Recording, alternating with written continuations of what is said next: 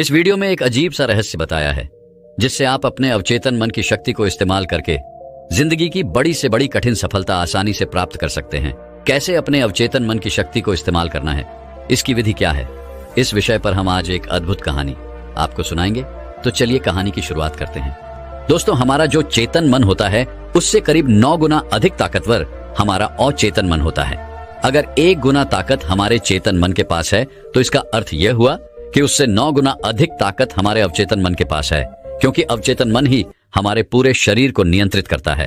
चेतन मन हमारे दिमाग का एक हिस्सा है जो हमारे विचारों और भावनाओं से प्रेरित होता है, और हमारा चेतन मन ही तर्क वितर्क करने में हमारी मदद करता है।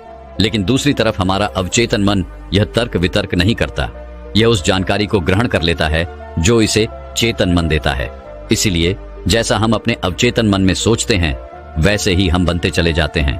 क्या आपने कभी इन बातों पर विचार किया है कि कोई व्यक्ति दुखी क्यों है और वहीं पर दूसरा व्यक्ति इतना सुखी क्यों है? एक व्यक्ति सुख और समृद्धि से भरा हुआ है, वहीं पर दूसरा व्यक्ति इतना गरीब और दुखी क्यों है? एक व्यक्ति भयभीत और डरा हुआ है, जबकि दूसरा व्यक्ति आस्था और विश्वास से भरा हुआ है। एक व्यक्ति बड़े से महलों में रहता है, वहीं पर दूसरा व्यक्ति गरीब और टूटी फूटी झोपड़ी में रहता है। कोई बहुत सफल है तो कोई असफल। कोई व्यक्ति कुछ ही मेहनत करके सफलता प्राप्त कर लेता है और वहीं पर कोई दूसरा व्यक्ति जीवन भर मेहनत करने के बाद भी असफल ही रह जाता है। तो आखिर इन सब चीजों का कारण क्या है? क्या आपने कभी इन पर विचार करने की कोशिश की है? हमारे जीवन में जो भी अच्छा है वह हमारे अचेतन मन पर निर्भर करता है। अर्थात यदि आप अपने अचेतन मन में यह बात डालेंगे, मेरे साथ जो कुछ भी होगा वह अच्छा होगा, मेरे साथ जो कुछ भी हो रहा है वह अच्छा हो रहा है और मैं एक दिन कामयाब जरूर बनूंगा, तो आप अवश्य ही अपने जीवन में कामयाब बन जाएंगे। वहीं पर यदि आप अपने अवचेतन मन में बुरी बुरी बातें डालेंगे, अर्थात नकारात्मक बातें कहेंगे, तो आपके जीवन में केवल नकारात्मकता ही भर जाएगी और आपके साथ कुछ भी अच्छा नहीं होगा। आप जहां जाएंगे वहां पर आपके हाथ केवल असफलता ही लगेगी। आप हमेशा निराश और परेशान ही रहेंगे, लेकिन उनका हल आपको कभी नहीं मिल पाएगा। इसलिए यदि आप भी अपने मन को अच्छी तरह से जानना चाहते हैं, वो सेवा काम करवाना चाहते हैं जो आप चाहते हैं, उसे अपने नियंत्रण में रखना चाहते हैं, तो इस वीडियो को अंत तक जरूर देखिएगा, क्योंकि इस वीडियो में आपको ऐसी महत्वपूर्ण जानकारियां मिलेगी जिसकी मदद से आप अपना जीवन अच्छे से जी सकते हैं। आप जो चाहें उसे हासिल कर सकते हैं। आप जिस भी लक्ष्य को प्राप्त करना चाहते हैं उसे आप प्राप्त कर सकते हैं। आज की इस वीडियो में हम यह जानने वाले हैं कि आखिर चेतन मन और अवचेतन मन में मुख्य अंतर क्या है और वह किस तरह से काम करता है, और हम अपने अचेतन मन में अच्छी बातें किस प्रकार से डाल सकते हैं जिससे हमारा जीवन परिवर्तित हो सके, हम सफलता की ओर आगे बढ़ सके। बहुत समय पहले की बात है, एक नगर में एक बहुत ही प्रसिद्ध गुरु रहा करते थे। उनकी ख्याति दूर दूर तक फैली हुई थी। उनके आश्रम में उनके कई शिष्य भी थे। एक दिन संध्या के वक्त वह गुरुवर अपने सभी शिष्यों को बुलाकर उन्हें उपदेश दे रहे थे। वे कह रहे थे, शिष्यों, हमारा मस्तिष्क 2 भागों में विभाजित है, चेतन मन और अवचेतन मन। चेतन मन हमारे मस्तिष्क का पहरेदार है, वहीं पर अवचेतन मन हमारा मालिक है। उन गुरु की आवाज सुनकर एक शिष्य खड़ा हुआ और वह उन गुरु से कहता है गुरुदेव, आप क्या कहना चाहते हैं? आप कहीं ये तो नहीं कह रहे कि हमारे भीतर कोई और है जो हमें चला रहा है, जो हमारी सारी क्रियाओं पर नजर रखे हुए हैं? इस पर गुरुवर उस शिष्य को मुस्कुराते हुए कहते हैं, भंते, मैं तुम्हें एक छोटी सी कहानी सुनाता हूं। इस कहानी में तुम्हें तुम्हारे सवालों का जवाब मिल जाएगा। इस कहानी को ध्यानपूर्वक सुनना और इसे समझने का प्रयास करना। आगे गुरुवर कहानी बताते हुए कहते हैं, बहुत समय पहले की बात है। एक नगर में एक बहुत ही धनी सेठ रहा करता था और उसकी एक बड़ी सी हवेली भी थी।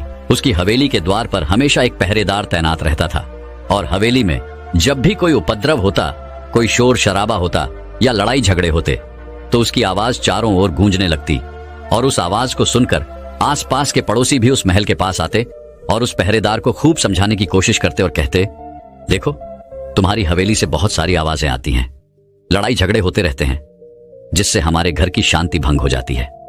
कृपया करके लड़ाई झगड़े को बंद करो। आखिर इस शोर शराबे में क्या रखा हुआ है? इस तरह से लड़ाई झगड़े करके तुम अपना जीवन कैसे शांति से बिता सकते हो? इस पर वह पहरेदार जवाब देते हुए कहता है, देखो भाई, मैं जानता हूं कि लड़ाई झगड़े करना बुरी बात है, शोर शराबा करना बुरी बात है, लेकिन मैं क्या करूं? मैं भी इससे बहुत परेशान हूं। जो भी लड़ाइयां होती हैं वह हवेली में होती है, इससे मेरी भी शांति भंग होती है। लेकिन आप मुझे क्यों समझा रहे हैं? इसका कारण मैं तो नहीं, इसका कारण तो मेरा मालिक है, आप उसे जाकर समझाइए। यह बात सुनकर पड़ोसी भी यह बात समझ जाता कि बात तो सही है। आखिर इसमें इस पहरेदार की क्या गलती है? यह तो केवल अपना काम कर रहा है। गलती तो मालिक ही है। वह उपद्रव करता है, वह शोर शराबे करता है, वह लड़ाई झगड़े करता है, और जब भी उसे यह सब करने का मन होता है तो वह हवेली के बाहर आता है और उपद्रव करके वह वापस हवेली में जाकर बैठ जाता है। और जिन लोगों को भी उस हवेली के मालिक से तकलीफ होती, जिनकी भी शांति भंग होती, वे सभी आकर उस पहरेदार को ही समझाने का प्रयास करते। वह उसे खूब समझाते, लेकिन क्या इससे यह समस्या सुलझेगी? इस प्रश्न के साथ गुरुवर अपने शिष्य से कहते हैं, तुम ही बताओ इसका क्या समाधान है? इस पर वे शिष्य गुरु के इस प्रश्न का जवाब देते हुए कहता है गुरुवर, जिन्हें भी उन हवेली के मालिक से तकलीफ है जो शोर शराबे करता है, लड़ाई झगड़े करता है और लोगों की शांति भंग कर देता है, उन सभी को उनसे बात करनी चाहिए, तभी तो इसका समाधान निकलेगा। भला पहरेदार की इसमें क्या गलती है? वह तो केवल अपना काम कर रहा है और वह उससे ज्यादा कर भी क्या सकता है? उसके हाथों में तो और कुछ भी नहीं। इस पर वह गुरुवर मुस्कुराते हुए अपने उस शिष्य से कहते हैं, भंते, ठीक इसी तरह से हमारा मन भी होता है। हमारा चेतन मन मनुष्य का पहरेदार होता है और पहरेदार को यह अच्छी तरह से पता है कि क्रोध करना बुरी बात है, बुरे शब्दों का इस्तेमाल करना बुरी बात है, अश्लील ख्यालों में खोए रहना बुरी बात है। अर्थात हमारे चेतन मन को यह बात बहुत अच्छी तरह से पता है कि गुस्सा करना, आलस करना, काम वासना जैसे विचार गलत है। ये सभी विकार हमारे भीतर नकारात्मक विचार उत्पन्न करते हैं, जिससे हमारा विनाश होता है। लेकिन वह कर भी क्या सकता है? वह चीज उसके हाथों में है ही नहीं, क्योंकि वह चीज वह कर ही नहीं रहा। ये तो वह अंदर बैठा मालिक कर रहा है, अर्थात हमारा अवचेतन मन, जो हमसे कोई भी कार्य बहुत ही आसानी से करवा लेता है। और ये सभी बातें हम में से हर सभी अच्छी तरह से जानते हैं, और हमें ऐसा लगता भी है कि हम अच्छी तरह से समझ चुके हैं, जैसे कि वह पहरेदार समझता है। लेकिन वास्तविकता में तो इससे हमारे जीवन पर कोई भी बुनियादी फर्क नहीं पड़ता। आगे वह गुरु उस शिष्य से कहते हैं, भंते, तुमने भी अपने आप को कई बार यह समझाने की कोशिश की होगी कि मुझे सुबह सही समय पर उठना है, आश्रम की साफ सफाई करनी है, भिक्षा मांगने जाना है और रात को आने के बाद मुझे ध्यान भी करना है। लेकिन क्या इससे कोई फर्क पड़ा? इसका जवाब देते हुए वे शिष्य कहता है, नहीं, बिल्कुल नहीं। मैंने कई बार अपने आप को समझाया है कि मुझे इस समय पर यह काम करना है, मुझे अपना समय व्यर्थ नहीं करना, मुझे अपने समय का इस्तेमाल करना है और मुझे आगे बढ़ना है। लेकिन मैं चाहकर भी उन सभी कार्यों को समय पर नहीं कर पाता। इस पर वह गुरुवर अपने उस शिष्य से कहते हैं, भंते, जब भी हम अपने आप को कुछ समझाने का प्रयास करते हैं तो हमें ऐसा लगता है कि अब हम समझ चुके हैं और अब हमसे कोई गलती नहीं होने वाली, और हम सोचते हैं कि अब हमारा जीवन बदल जाएगा, हम जो भी करेंगे अब वो सही होगा, अब तो हम जीवन में सफलता प्राप्त कर ही लेंगे। लेकिन दूसरे ही पल हम ये पाते हैं कि हमारे जीवन में कोई बुनियादी बदलाव आया ही नहीं, और ऐसा केवल हमारी नासमझी के कारण होता है। हम अपनी नासमझी के कारण अवचेतन मन की जगह पर अपने चेतन मन को समझाने का प्रयास करते हैं, अर्थात मालिक को छोड़कर हम पहरेदार से बात करते रहते हैं और उसे समझाने की कोशिश करते हैं। लेकिन तुम यह भूल जाते हो कि आखिर वह पहरेदार कर भी क्या सकता है? वह सब उसके हाथों में है ही नहीं। हमें तो अपने अवचेतन मन को समझाने की आवश्यकता है। हमारी बुद्धि, अर्थात वह पहरेदार जो यह समझ जाता है कि क्या सही है और क्या गलत, उसे कब क्या करना है, क्या नहीं करना। लेकिन ये सारी बातें केवल हमारे पहरेदार अर्थात हमारे चेतन मन के सीमित रह जाती हैं। ये सारी बातें हवेली के उस मालिक अर्थात हमारे अवचेतन मन तक तो पहुंच ही नहीं पाती, और यही कारण है कि हमारे जीवन में कभी कोई बुनियादी बदलाव हो ही नहीं पाता। ठीक उसी प्रकार जैसे कि यदि आपसे कोई कहता है कि पौधे में पानी डालोगे तो वह पौधा एक दिन बड़ा होगा और फिर उसमें फल आएंगे, फल लगेंगे, और आप उस बात को मान लेते हैं और उस पौधे में पानी भी डालते हैं। लेकिन आप पौधे की पत्तियों पर पानी डालते हैं और सोचते हैं कि इसमें फल फूल आएंगे। लेकिन जरा एक बार के लिए यह सोचिए, अगर पत्तियों में पानी डालोगे तो उसमें फूल और फल कैसे आएंगे? हमें तो उस पौधे की जड़ में पानी डालने की आवश्यकता है। लेकिन हम में से अधिकांश लोग केवल पत्तियों पर ही पानी छिड़ककर अपने आप को बहुत भाग्यशाली समझने लगते हैं। लेकिन वे यह भूल जाते हैं कि जो पानी वह पत्तियों पर छिड़क रहे हैं वह पानी पेड़ की गहराइयों में तो जा ही नहीं पा रहा। तो ऐसे में उस पौधे पर फल और फूल कैसे लगेंगी? ठीक इसी प्रकार हम भी अपने मन के साथ ऐसा ही करते हैं, और यही कारण है कि हम अपने जीवन में जो भी चाहते हैं वह हमें नहीं मिल पाता। हम अपने जीवन में फल और फूल चाहते हैं लेकिन वह हमें नहीं मिल पाता। इस पर शिष्य उन गुरुवर से कहता है गुरुवर, तो फिर हमें क्या करना चाहिए? क्या ऐसा कोई उपाय है जिससे हम अपने चेतन मन की सारी बातें अपने अवचेतन मन तक पहुंचा सकें? ऐसी कोई प्रक्रिया है जिसमें हम अपने संदेश को अपने अवचेतन मन तक पहुंचा सके? इस पर वह गुरुवर शिष्य से कहते हैं, भंते, यदि तुमने अपने संदेश को अवचेतन मन तक पहुंचा दिया, तब तुम जो चाहोगे वो इच्छा प्राप्त कर सकते हो। तुम जैसा चाहो उस लक्ष्य को प्राप्त कर सकते हो, क्योंकि हमारा अवचेतन मन हमारे चेतन मन से 9 गुना अधिक शक्तिशाली होता है।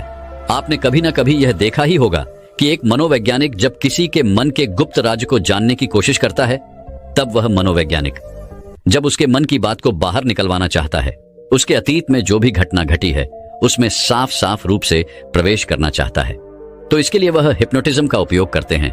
और आप में से अधिकांश लोगों ने इस प्रक्रिया को देखा ही होगा। इस प्रक्रिया का प्रयोग करके मन की सारी सूचनाएं अपने आप ही बाहर निकलती हैं। इस प्रकार किसी के भी मन को काबू में करके हम उससे जो चाहे वो कार्य करवा सकते हैं। हाँ, अब आपके मन में यह भी प्रश्न उठ रहा होगा कि शायद वो सभी हमारे अवचेतन मन की चाल को समझते हैं, वह इसे अच्छी तरह से जानते हैं कि उसे किस तरह से अपने काबू में किया जाता है। तो इसका जवाब बड़ा ही सीधा और सरल है, और इसका जवाब है हाँ, क्योंकि उन्होंने इसके ऊपर कई बार प्रयोग किया होता है और वह इसमें इतने निपुण हो जाते हैं कि वह किसी भी दूसरे मन पर अपना काबू कर सकते हैं। और अगर आप भी अपने अवचेतन मन की बात को समझते हैं, अपने मन की चाल को समझते हैं, तो आप भी अपने ही नहीं बल्कि किसी दूसरे के मन को भी वश में कर सकते हैं। आगे गुरुवर अपने उस शिष्य से कहते हैं, भंते, अपने अचेतन मन तक संदेश पहुंचाने के लिए आपको अपने चेतन मन को शांत करना होगा, उसे सुलाना होगा। और ऐसा इसलिए क्योंकि हमारा चेतन मन तर्क वितर्क करने में माहिर है। वो एक पहरेदार है, वो हमारी रक्षा के लिए हमेशा तैनात रहता है। इसलिए जब भी तुम अपना कोई संदेश उस चेतन मन तक पहुंचाने की कोशिश करोगे, तो वह तुमसे तर्क वितर्क जरूर करेगा और हमें अपनी बात अपने मालिक तक पहुंचाने की हमें इजाजत तक नहीं देगा। जब तक कि हम अपनी बात अपने चेतन मन को अच्छी तरह से समझा नहीं देते या उसे शांत नहीं कर देते, तब तक वह हमें उस हवेली में घुसने नहीं देगा, क्योंकि हमारी सामान्य बुद्धि अर्थात हमारा चेतन मन तर्क वितर्क करने में माहिर होता है। और यही कारण है कि हम में से अधिकांश लोग अपने अचेतन मन तक एक साफ और स्पष्ट संदेश पहुंचा ही नहीं पाते, और इसी कारण हम अपने अचेतन मन को भी अच्छी तरह से समझ नहीं पाते। और हमारा अचेतन मन तर्क वितर्क नहीं करता, उसे तो केवल साफ और स्पष्ट संदेश चाहिए जिस पर वह कार्य कर सके। और उस तक हम साफ और स्पष्ट संदेश तभी पहुंचा सकते हैं जब हमारा मन पूरी तरह से शांत रहेगा, जब हमारे मन में और कोई विचार नहीं होंगे। और यही कारण है कि जब एक मनोवैज्ञानिक किसी के मन पर प्रयोग करता है, उसके मन को काबू करने की कोशिश करता है, उससे मनचाही बात निकलवाने की कोशिश करता है, तो सबसे पहले वह उसके चेतन मन को ही सुनाता है। आपने कहीं ना कहीं यह तो देखा ही होगा कि उनके सामने एक पेंडुलम जैसी चीज उनकी आंखों के सामने रख दी जाती है और उसे घुमाया जाता है, जिसे लगातार देखने के बाद वो व्यक्ति पूरी तरह से निद्रा में चला जाता है। और इस कारण उसका चेतन मन पूरी तरह से शांत हो जाता है। और जब उसका पहरेदार पूरी तरह से सो जाता है और उसके पास तर्क वितर्क करने के लिए कोई नहीं बचता, तब वह वैज्ञानिक आसानी से उस हवेली में जाता है और उस मालिक से जी भर के बातें करता है। जो बातें वह चाहता है वह बातें वह उससे निकलवा देता है। तिब्बत के एक महान दार्शनिक ने कहा था कि अगर बात समझ में आ जाए तो आपका जीवन परिवर्तित हो जाता है। लेकिन उन्होंने वह बात उस समय के लोगों के लिए कही थी, क्योंकि उस समय तिब्बत और बाकी दुनिया के लोग बहुत सरल हुआ करते थे। उनका मन बहुत साफ हुआ करता था और उनको जो भी बातें बताई जाती थी वह उन बातों को बड़ी शांतिपूर्वक सुनते और समझते थे। उस समय कोई भी तर्क वितर्क नहीं करता था, और जब कोई व्यक्ति तर्क वितर्क करने में माहिर होता था तो वह उसे तर्क वितर्क करने देते और शांति से केवल उसकी बातें सुनते। जब तक कि व्यक्ति तर्क अभितर्क वितर्क करके थक न जाए तो वह गुरु के पास वापस आता है और उनसे कहता है गुरुवर, मैं अब तर्क वितर्क करके थक चुका हूं, लेकिन उससे मुझे कुछ भी हासिल नहीं हुआ। कृपया करके अपना कोई मार्ग बताइए। आप मुझे अपने तरीके से समझाए, अब मैं उसमें कोई भी अवरोध उत्पन्न नहीं करूंगा। ठीक इसी प्रकार से हमारी बुद्धि भी काम करती है। जब हमारा मस्तिष्क तर्क वितर्क करके थक जाता है तब उसे इस बात का एहसास होता है कि तर्क वितर्क करके उसे कुछ भी हासिल नहीं होने वाला, और उस समय तक उसे कुछ भी समझ में नहीं आएगा।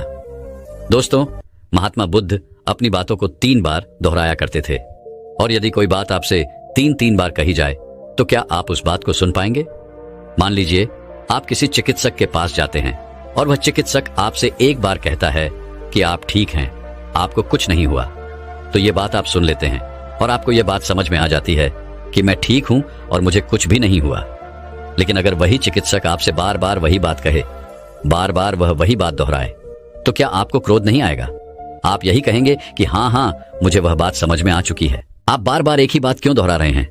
मैं समझ चुका हूं कि मैं बीमार नहीं हूं और मुझे कुछ नहीं हुआ, तो इसको बार बार दोहराने से क्या फायदा? लेकिन वास्तविकता तो यह है कि जब हम किसी बात को बार बार दोहराते हैं तो उससे हमारा चेतन मन ऊब जाता है, और बार बार उस बात को सुनने से हमारा चेतन मन उस बात पर ध्यान नहीं देता। और यही वह वक्त होता है जब हमारी बात हमारे अवचेतन मन तक पहुंचती है। और जब आपकी बात आपके अवचेतन मन तक पहुंच जाए तो यकीन मानिए कि तब कुछ भी संभव है। फिर चाहे आप कोई अपने जीवन में बड़ा लक्ष्य प्राप्त करना चाहते हो या फिर अपना स्वास्थ्य सुधारना चाहते हो, सब कुछ संभव हो जाएगा। दोस्तों, आपने कभी ना कभी यह किस्सा तो सुना ही होगा। एक प्लेन क्रैश हो गया था और उस प्लेन का जो पायलट था, उसकी प्लेन से गिरने की वजह से शरीर की सारी हड्डियां टूट चुकी थी, और जब उसे अस्पताल में भर्ती किया गया तो उसे हिला डुला भी नहीं जा रहा था। डॉक्टरों ने भी यह जवाब दे दिया था कि तुम ठीक नहीं हो सकती और तुम्हारी हड्डियों को फिर से जोड़ पाना लगभग नामुमकिन है। लेकिन वह व्यक्ति जीना चाहता था।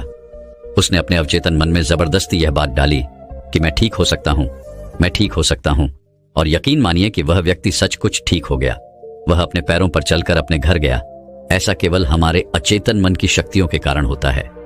जब हम कुछ ठान लेते हैं और अपने अचेतन मन को एक स्पष्ट और साफ संदेश देते हैं तो हमारा अचेतन मन हमसे कुछ ऐसे कार्य करवाने लगता है कि हमारे लिए सब कुछ मुमकिन हो जाता है। फिर चाहे वह जीवन में कोई बड़ा से बड़ा लक्ष्य प्राप्त करना हो या फिर अपने स्वास्थ्य को सुधारना हो। और पुराने जमाने में यह बहुत सरल हुआ करता था, क्योंकि उस समय लोग तर्क वितर्क नहीं किया करते थे, और जो भी उसे कहा जाता था वह उसे बहुत गहन ध्यान के साथ सुनते थे और समझते थे। लेकिन आजकल के तथाकथित बुद्धिमान लोग वे सभी इन सभी बातों को अंधविश्वास कहते हैं। लेकिन यह भी एक वास्तविकता है कि जैसा आप खुद से कहते हैं वैसा ही आप अंदर से बनते चले जाते हैं। आप अंदर से उतने ही अशांत होने लगते हैं, और जो व्यक्ति अपने मन की बकबक को शांत कर पाता है वही शांति को प्राप्त कर पाता है। हमारी जो बुद्धिमानी है वही हमारे अचेतन मन का एक रूप होती है। हमारा चेतन मन हमें कोई भी नई चीज सीखने में हमारी मदद करता है। जैसे यदि आप कोई नई भाषा सीखना चाहते हैं या फिर आप कोई नई टेक्निक सीखना चाहते हैं, तो इसमें हमारा चेतन मन हमारी बहुत मदद करता है। लेकिन जब बात आती है भावनाओं की, अर्थात क्रोध, कामना, आलस इत्यादि, जो कि हमारे अचेतन मन का हिस्सा होते हैं, उन्हें हमें सीखना नहीं पड़ता। वह तो हमारे अंदर पहले से ही मौजूद है। क्या आपने कभी एक पल के लिए यह सोचा है कि क्या आपने कभी ग्रोथ सीखा है? क्या आपने कभी काम वासना सीखी है? क्या आपने कभी आलस सीखा है? यदि आपको बचपन से ही किसी ऐसी जगह पर रखा जाए जहां पर कोई भी व्यक्ति ना हो, कोई भी इंसान ना हो, तब भी आपके भीतर ये सारे गुण आ ही जाएंगे, क्योंकि इसमें तो सिर्फ और सिर्फ हमारे अचेतन मन का ही काम है। यानी कि वह चीजें जो प्रकृति ने हमें पहले से ही दी है, और वह सिर्फ हमारे अवचेतन मन के माध्यम से ही भरी जाती है, क्योंकि हमारा अचेतन मन कभी विरोध नहीं करता। क्या आपने कभी इस बात पर भी गौर किया है कि जो इस दुनिया में बाहरी चीजें हैं उसे आप सीख सकते हैं, लेकिन जहां बात आती है हमारे भीतर की, अर्थात ग्रोथ को ना करने वाली सीख की, तो आप उस सीख को नहीं सीख पाते। मान लो अगर आपको घड़ी सीखना है तो उसके बारे में हमारे अचेतन मन को कुछ नहीं पता होता। लेकिन वहीं पर यदि कोई आपसे यह कहे कि 5 और 5 10 होते हैं, तो यह बात आपके अचेतन मन को अच्छी तरह से समझ में आ जाती है, क्योंकि आपका अचेतन मन विरोध नहीं करता और उसे एक साफ और स्पष्ट संदेश भी मिल रहा है। इसलिए हमें अपने अवचेतन मन तक साफ और स्पष्ट संदेश भेजने की आवश्यकता होती है, और यह तभी संभव है जब हमारा चेतन मन इसके आड़े ना आए। तभी वह शिष्य उन गुरुवर से कहता है गुरुवर, आखिर हम अपने अवचेतन मन को साफ और स्पष्ट संदेश क्यों नहीं भेज पाते? आखिर इसका क्या कारण है? इसका जवाब देते हुए वे गुरु शिष्य से कहते हैं, भंते, इसका पहला कारण यह है कि जब भी हम अपने अवचेतन मन में कोई सूचना पहुंचाने की कोशिश करते हैं तो हमारा चेतन मन पहले उससे तर्क वितर्क करता है। वह यह सोचता है कि इस जानकारी से हमें लाभ होगा या हानि, और जब तक हम अपनी सूचना को सही और साफ स्वस्थ तौर पर अपने अवचेतन मन तक नहीं पहुंचा पाते, तब तक वो हमारे लिए काम नहीं कर सकती है। मान लीजिए कि आप ईश्वर के सामने हाथ जोड़कर खड़े हैं और उनसे प्रार्थना कर रहे हैं कि है ईश्वर, मुझे एक अच्छी नौकरी मिल जाए, मैं अच्छी तरह से कामयाब हो जाऊं। इस दौरान हमारा चेतन मन यह सोचता है कि आखिर मुझे नौकरी मिल जाएगी और मैं कामयाब हो जाऊंगा, तो उसके बाद मैं क्या करूंगा?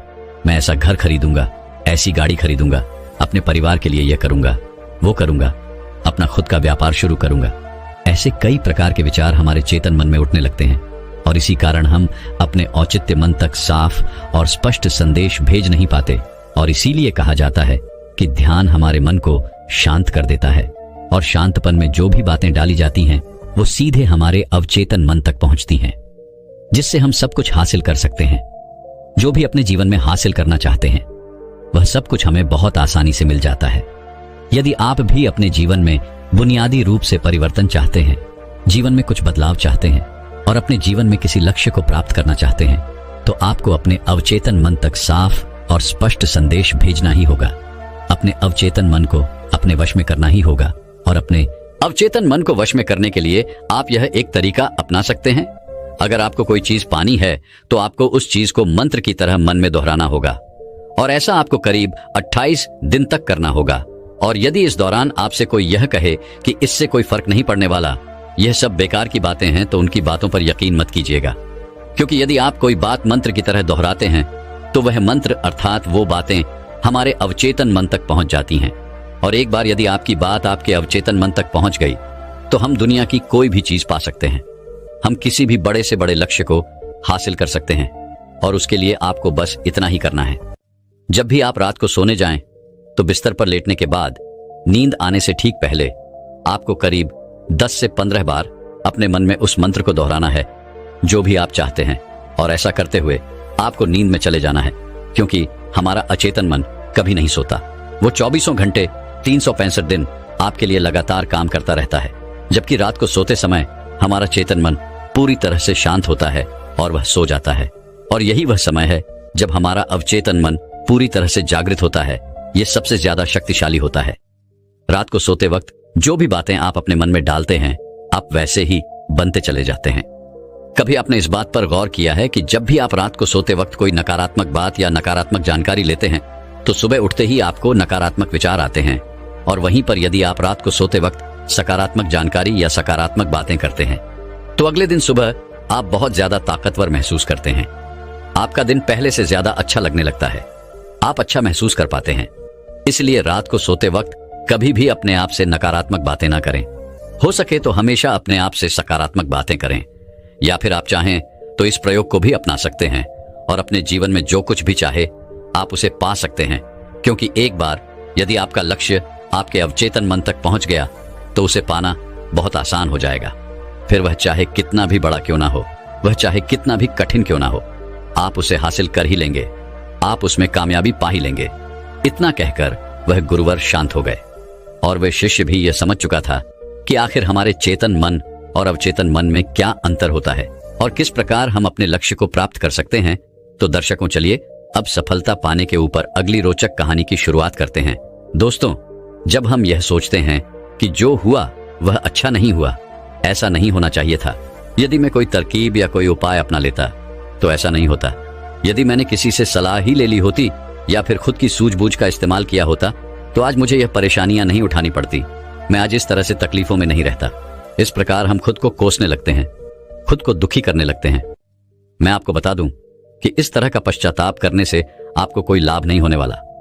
आप चाहे कितने भी हाथ पैर मार लें, चाहे आप लाखों कोशिशें कर लें, लेकिन आप अपने अतीत को बदल नहीं सकते, क्योंकि इस तरह के विचार केवल चिंता पैदा करते हैं। लेकिन यही चिंता अर्थात यही पश्चाताप हमारे लिए बहुत लाभदायक भी साबित हो सकता है।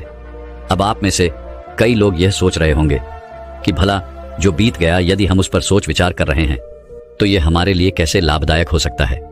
हम तो पहले ही मुसीबत में हैं, हम तो पहले से ही तकलीफ में हैं, तो ऐसे में यह हमारे लिए कैसे फायदेमंद हो सकता है।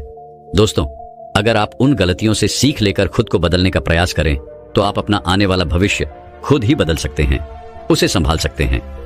अगर अतीत की गलतियों से सीख लेकर खुद को बदलने का प्रयास किया जाए तो सही मायने में वही पश्चाताप कम होता है।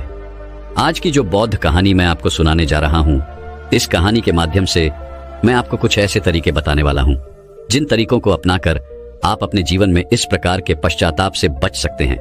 आप अपनी अतीत की गलतियों को भुलाकर आप अपने आप को वे एक नया इंसान बन सकते हैं। जो लोग खुद पर संदेह करते हैं, जो अपने ही विचारों में उलझे रहते हैं, जिन्हें उनकी अतीत की गलतियां परेशान करती रहती हैं, उनके लिए यह एक वरदान साबित हो सकता है। एक समय की बात है, एक नगर में एक युवक रहता था जो अपने कर्मों से बहुत परेशान था। उसने 30 साल कड़ी मेहनत की लेकिन उसके बाद भी उसे अपने कर्मों का फल नहीं मिला, जिस कारण वह अंदर से बहुत निराश हो चुका था। वह अंदर से पूरी तरह से टूट चुका था, जिस कारण उसने संन्यास ग्रहण कर लिया।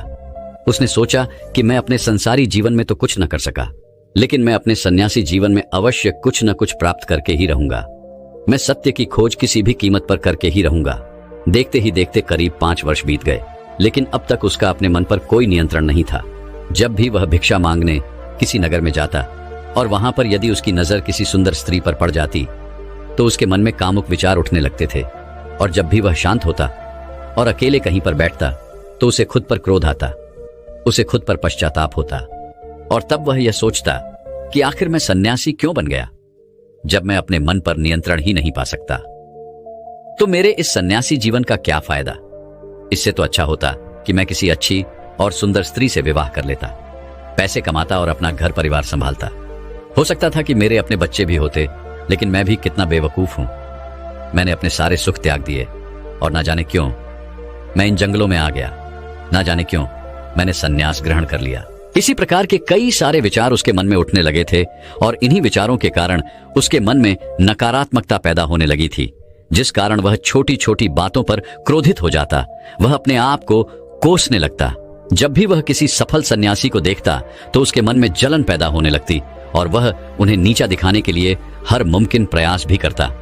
इसी प्रकार के कई तरह तरह के विचार उसे परेशान करने लगे थे और अब वह और भी ज्यादा चिंतित रहने लगा था। उसने खाना पीना पूरी तरह से छोड़ दिया था। एक दिन रात्रि के वक्त वह आश्रम के बाहर बैठकर रो रहा था और रोते रोते उसने यह तय किया कि वह अपना जीवन समाप्त कर देगा। यह सोचकर वह आश्रम से निकल पड़ा और एक पहाड़ की चोटी पर जाकर खड़ा हो गया। रोते रोते वह यह सोच रहा था कि मैं चाहकर भी अब अपनी पुरानी जिंदगी में वापस नहीं लौट सकता, क्योंकि मैंने सबके सामने सन्यास ग्रहण किया है और एक बार सन्यास ग्रहण करने के बाद इंसान का घर परिवार सब कुछ छूट जाता है। ऐसा सोचता हुआ वह उस पहाड़ से नीचे की ओर देख रहा था। उसकी आंखों से आंसू बह रहे थे, लेकिन अब भी उसके मन में तरह तरह के विचार उत्पन्न हो रहे थे। वह अब भी यही सोच रहा था कि यदि मैंने अपने जीवन में सही निर्णय लिए होते तो आज मुझे ये दिन न देखना पड़ता। रोते हुए अपने कदम आगे बढ़ाने ही वाला था कि तभी उसे एक आवाज सुनाई दी। कोई उसे चिल्लाकर यह कह रहा था, भंते रुक जाओ, जहां छोड़कर जा रहे हो वापस वहीं से शुरुआत करनी पड़ेगी, इसलिए एक बार फिर सोच लो। यह आवाज सुनकर वह सन्यासी रुक गया। उसने पीछे मुड़कर यहां वहां देखा, लेकिन उसे वहां पर कोई भी दिखाई नहीं दिया। तभी उसने जोर से चिल्लाकर कहा, कौन हो तू? तभी उसकी नजर एक बूढ़े बौद्ध भिक्षु पर पड़ी और उन्हें देखकर वह सन्यासी और भी क्रोधित हो उठा और कहने लगा, कौन हो तुम और मुझे क्यों रोकना चाहते हो? तभी वह बूढ़ा बौद्ध भिक्षु उस सन्यासी से कहता है, भंते मैं तो बस इतना ही कह रहा हूं, तुम जहां छोड़कर जा रहे हो तुम्हें वापस वहीं से शुरुआत करनी पड़ेगी, इसलिए निर्णय लेने से पहले एक बार फिर सोच लो, कहीं तुम फिर से गलत निर्णय तो नहीं ले रहे। तभी वह सन्यासी क्रोधित होकर उन बौद्ध भिक्षु से कहता है, आपको क्या लगता है कि मैं बार बार यही गलतियां दोहराऊंगा? मैं मानता हूं कि मैंने अनजाने में गलतियां की है और इसका मतलब यह नहीं कि बार बार मैं यही गलतियां दोहराते रहूंगा। मैंने अपनी गलतियों से बहुत बड़ी सीख ली है, लेकिन अब मैं उन गलतियों को ठीक नहीं कर सकता। अब मैं उन्हें बदल नहीं सकता, इसलिए मैंने बहुत सोच समझकर यह फैसला लिया है। उस सन्यासी की यह बात सुनकर वह बूढ़ा बौद्ध भिक्षु जोर जोर से हंसने लगा और उस सन्यासी से कहता है, भंते अतीत की गलतियां कोई नहीं सुधार सकता, क्योंकि बीता हुआ समय कभी लौटकर नहीं आने वाला। हाँ, वे लोग मूर्ख होते हैं जो यह कहते हैं कि वे लोग अतीत को बदल सकते हैं। उनसे बड़ा अज्ञानी इस दुनिया में दूसरा और कोई नहीं हो सकता, क्योंकि जब तुम समय को वापस नहीं मोड़ सकते तो तुम अपनी अतीत की गलतियों को भला कैसे बदल सकते हो? लेकिन जो लोग समझदार हैं, जो लोग ज्ञानी हैं, वे लोग यह बात बहुत अच्छी तरह से जानते हैं कि जीवन में गलतियां करना कितना जरूरी होता है। गलतियों के कारण ही तो हम सीख पाते हैं, अपनी गलतियों से समझ पाते हैं और अपने भविष्य को बेहतर बना पाते हैं। आगे वह बूढ़ा बौद्ध भिक्षु उस सन्यासी से कहता है, भंते जब तक तुम्हें खुद की कमियों का ही पता नहीं होगा तब तक तुम अपने आप को बेहतर कैसे बना सकते हो? और हमारी कमियां तो सिर्फ हमारी गलतियों से ही पता चलती हैं। आगे वह बूढ़ा बहुत भिक्षु उस सन्यासी से कहता है, बहती है, हर माता पिता अपने बच्चों को बड़े ही लाड़ प्यार से पालते हैं। वह उन पर कभी कोई आंच नहीं आने देना चाहते। वह यह नहीं चाहते कि उनका बेटा कभी कोई गलतियां करे और उसे कोई तकलीफ हो, लेकिन वह यह भूल जाते हैं कि जीवन एक युद्ध का मैदान है जहां हम खुद अपनी गलतियों से सीखते हैं और एक योद्धा बनते हैं। और जो यह सोचता है कि वह अपने जीवन में कभी कोई गलती ही नहीं करेगा, तो इसका अर्थ यह हुआ कि वह कभी भी जीवन के इस रण क्षेत्र में हिस्सा ही नहीं लेना चाहता, और जो कोई भी इस युद्ध में हिस्सा नहीं लेता वह अपने जीवन में कभी कुछ नया नहीं कर पाता, ना ही वह अपने जीवन में कुछ सीख पाता है। वह तो केवल वही करता है जो उसे सिखाया गया है। और जो व्यक्ति इस युद्ध भूमि में हिस्सा लेता है वह यह अच्छी तरह से जानता है कि उसे कई बार गिरना होगा, कई बार संभलना होगा, लेकिन उसे रुकना नहीं है बल्कि उसे चलते रहना है, क्योंकि जीवन चलते रहने का नाम है। इस पर वह सन्यासी और भी क्रोधित हो उठता है और बौद्ध भिक्षु से कहता है, आखिर तुम कहना क्या चाहते हो? तुम इस तरह से मेरा समय व्यर्थ कर रहे हो। जो भी कहना है जल्दी कहो, अन्यथा अच्छा नहीं होगा। तभी वह बूढ़ा बौद्ध भिक्षु एक बार फिर मुस्कुराने लगा और उस सन्यासी से कहता है, भंते, आज मैं तुम्हें जीवन के ऐसे 5 तरीके बताने वाला हूं जिनका पालन करके तुम अपने अतीत की गलतियों को अपनी ताकत में बदल सकते हो। आगे वह बौद्ध भिक्षु उस सन्यासी से पूछते हैं, भंते, क्या तुम जानना चाहोगे कि वो 5 तरीके कौन से हैं? यदि तुम जानना चाहते हो तो इसके लिए तुम्हें भी मुझे एक वचन देना होगा। तभी वह सन्यासी कहता है, कैसा वचन? तभी वह बूढ़ा बौद्ध भिक्षु बड़े ही प्रेम से उस सन्यासी से कहता है, बस इतना ही कि तुम अपने मन से आत्महत्या का ख्याल निकाल दोगे। सिर्फ तभी मैं तुम्हें यह 5 बातें बताऊंगा, अन्यथा तुम अपने फैसले पर अटल रह सकते हो। लेकिन याद रखना कि जो गलतियां तुमने पहले दोहराई हैं, हो सकता है कि इस बार भी तुम वही गलती कर रहे हो। इतना कहकर वह बूढ़ा बौद्ध भिक्षु शांत हो गया और वह सन्यासी कुछ देर के लिए सोच विचार में पड़ गया। वह यह नहीं समझ रहा था कि वह क्या करे। यदि वह आत्महत्या करता है तो उसे वह 5 बातें नहीं पता चल पाएंगी, और यदि वह 5 बातें जानने के लिए जाता है तो उसे आत्महत्या का ख्याल मन से निकालना पड़ेगा। वह सन्यासी असमंजस में पड़ गया, लेकिन काफी देर सोच विचार करने के बाद आखिरकार उसने उस बूढ़े बौद्ध भिक्षु की बात मान ली और वह उन बूढ़े बौद्ध भिक्षु के पास पहुंचा और कहने लगा, कहिए, आप क्या कहना चाहते हैं? तभी वह बूढ़ा बौद्ध भिक्षु उस सन्यासी से पहली बात बताते हुए कहता है, भंते, सबसे पहले तो तुम यह जान लो कि अतीत में जो भी तुमसे गलतियां हुई है वह किसके कारण हुई, उसके पीछे का क्या कारण था, क्योंकि कोई भी गलती करने के पीछे कुछ मुख्य कारण अवश्य होते हैं। तुम्हें सबसे पहले उन कारणों को पहचानना होगा। वह कारण या तो कोई मजबूरी हो सकते हैं या कोई इंसान हो सकता है जिसके कारण तुमने वो सारी गलतियां की, या फिर हो सकता है कि तुमने वो गलतियां केवल अपने स्वार्थ के लिए की हो। तुम्हें उन कारणों को पहचानना होगा। यदि तुम्हें किसी से धोखा मिला तो क्यों मिला? क्या तुमने कभी इसके ऊपर विचार किया है? क्योंकि शायद तुमने उस पर हद से ज्यादा विश्वास किया होगा। एक बार यदि तुमने उस कारण को पकड़ लिया और उसे जान लिया तो तुम यह समझ पाओगे कि तुमने कहां कमी रह गई, तुमने कहां पर गलती की, और एक बार यदि तुम अपनी गलती को समझ जाओगे तो तुम उसे सुधार भी सकते हो, ताकि वैसी गलती भविष्य में तुमसे दोबारा ना घटे। आगे वह बूढ़ा बौद्ध भिक्षु उस सन्यासी से कहता है, गलतियां हमें दुख नहीं देती। दुख हमें तब होता है जब हम अपनी गलतियों को बार बार दोहराते हैं, जब हमें इस बात का एहसास होता है कि शायद हम अपनी गलती को अब सुधार नहीं सकते, और शायद हमारे भीतर अब उतना आत्मबल नहीं बचा कि हम उन गलतियों से सीखकर उन्हें सुधार सकें। जब हमें खुद पर संदेह होने लगता है, खुद पर संशय होने लगता है, तब हमें पीड़ा होती है। किंतु एक बार, केवल एक बार, यदि तुम यह समझ जाओ कि गलती करके जब हम उससे सीख लेते हैं और उस गलती को सुधारने का हर मुमकिन प्रयास करते हैं, तो हमारे भीतर एक विश्वास जाग उठता है और फिर हमें कभी कोई दुख नहीं परेशान करता। इसलिए हमें किसी भी गलती के पीछे का कारण जानना बहुत आवश्यक होता है, और इसके लिए तुम चाहो तो खाली बैठकर चिंतन कर सकते हो। यह इतना मुश्किल भी नहीं है। एक बार अगर उस गलती के पीछे की वजह तुम्हें समझ में आ जाए, तब दूसरा तरीका काम आता है। जब हम गलती के पीछे की वजह को जान जाते हैं, उसे समझ जाते हैं, तो उसके बाद हमें खुद से एक सवाल करना चाहिए, और वह सवाल यह है कि गलती करने से पहले हम कैसे इंसान थे, और यह गलती करने के बाद हमारे अंदर क्या परिवर्तन हुआ है। क्या हमने अपनी गलती से कोई सीख ली है या नहीं, और यदि सीख ली तो फिर हमने अपने बारे में क्या जाना।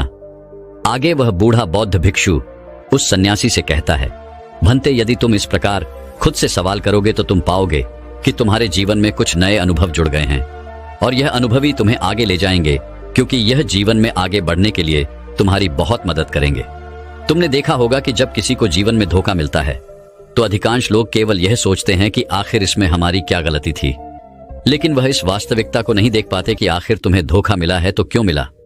क्योंकि आप एक संवेदनशील इंसान हैं, और जब आप ज्यादा संवेदनशील हो जाते हैं तो ऐसी स्थिति में आपकी संवेदनशीलता ही आपके धोखे का कारण बनती है, और यही आपकी गलती है। और जब आपको अपनी गलती के बारे में पता चल गया तो आपने यह भी सीख लिया कि आपकी गलती थी अधिक संवेदनशीलता। आपने अपने बारे में कुछ नया अनुभव प्राप्त किया। अगर तुम एक बार अपने बारे में निरीक्षण करना शुरू करोगे तो अपने बारे में तुम्हें बहुत सी अद्भुत बातें पता चलेंगी और तब तुम खुद ही आश्चर्यचकित हो जाओगी, क्योंकि तुम खुद के बारे में और अधिक जानने लगोगे। इसलिए खुद का निरीक्षण करना अति आवश्यक है। आगे वह बूढ़ा बौद्ध भिक्षु उस सन्यासी से तीसरी आदत बताते हुए कहता है, तीसरे तरीके में हम खुद से संकल्प करते हैं। हम यह दृढ़ संकल्प बना लेते हैं कि हम भविष्य में दोबारा यह गलती नहीं दोहराने वाले। हाँ, हमसे कुछ नई गलतियां आवश्यक होंगी, लेकिन ये गलतियां हम जीवन में कभी नहीं दोहराएंगे। आगे वो बूढ़ा बहुत बिच्छू पोष सन्यासी से कहता है, बनते, इस संसार में 3 प्रकार के लोग होते हैं। एक वो जो दूसरों की गलतियों से सीखते हैं, दूसरे वो जो खुद की गलतियों से सीखते हैं, और तीसरे वो जो गलतियां करते ही रहते हैं लेकिन कभी अपनी गलतियों से सीख नहीं पाते। तुमने भिन्न भिन्न प्रकार की नदियों को तो देखा ही होगा। नदियों का अर्थ तभी निकलता है जब वो अलग अलग जगह से होकर गुजरती है। अगर वही नदी एक जगह पर ठहर जाए तो क्या वह नदी कहलाएगी? इसी प्रकार एक इंसान का जीवन भी नई नई गलतियां करने के लिए बना है। इसलिए एक बार जो तुमने गलती कर दी उसके लिए दृढ़ संकल्पित हो जाओ कि तुम जीवन में वो गलतियां कभी नहीं दोहराओगे। हाँ, हो सकता है कि तुमसे कोई नई गलतियां हो, लेकिन यदि तुम बार बार वही गलतियां दोहराते हो तो तुम मूर्ख हो। ऐसी अवस्था में तुम में और किसी जानवर में कोई फर्क नहीं रह जाएगा। आगे वह बहुत भिक्षु उस सन्यासी को चौथा तरीका बताते हुए कहते हैं, भंते, कई बार तो हमें पहले से ही अपनी गलतियों के होने का एहसास हो जाता है। गलतियां होने से पहले ही हमें उसका आभास हो जाता है कि हमसे गलतियां होने वाली हैं। इसलिए अगर गलती होने से पहले आपको एहसास हो रहा है तो आप बहुत खुशकिस्मत है और आप उस गलती को होने से रोक सकते हैं। आपने कभी ना कभी इन संकेतों को महसूस किया होगा, क्योंकि यह ब्रह्मांड हमें संकेत देता है। लेकिन फिर भी हम में से अधिकांश लोग इन बातों को नजरअंदाज कर देते हैं, जिसका परिणाम हमें बाद में भविष्य में भोगना पड़ता है। लेकिन जैसे जैसे आप अपने इन अतीत की गलतियों से सीखने लगते हैं तो आपका अनुभव बढ़ने लगता है, जीवन के बारे में समझ पैदा होने लगती है, और जब हमारी समझ बढ़ने लगती है तो गलतियों को होने से रोका भी जा सकता है। इसलिए बुद्धिमानी का इस्तेमाल करें।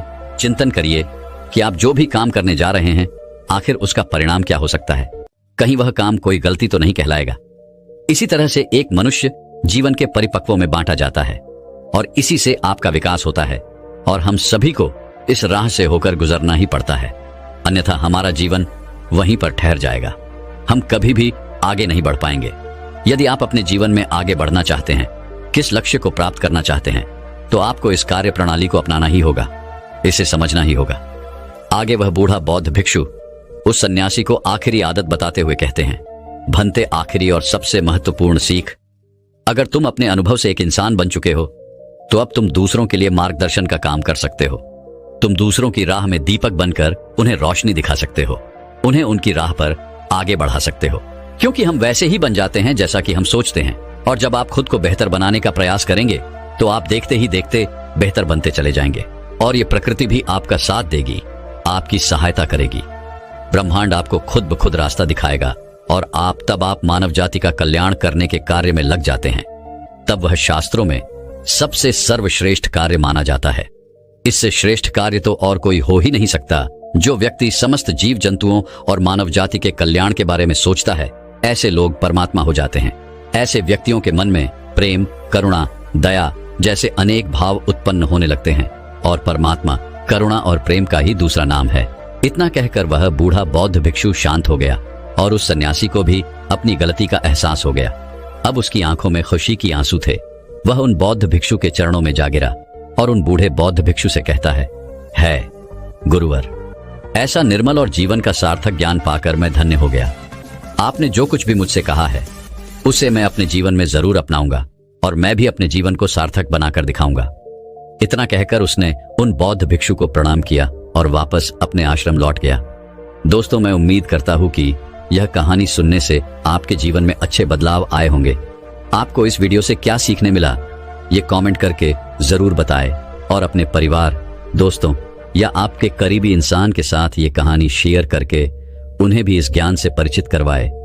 बाकी अगर आपको यह वीडियो दिल से अच्छी लगी हो तभी इस वीडियो को लाइक कर देना, और आपने अब तक इस चैनल को सब्सक्राइब न किया हो तो चैनल को सब्सक्राइब भी जरूर कर देना। आपका हर दिन शुभ हो और खुशियों से आपका जीवन भरा रहे। धन्यवाद। नमो बुद्धाय।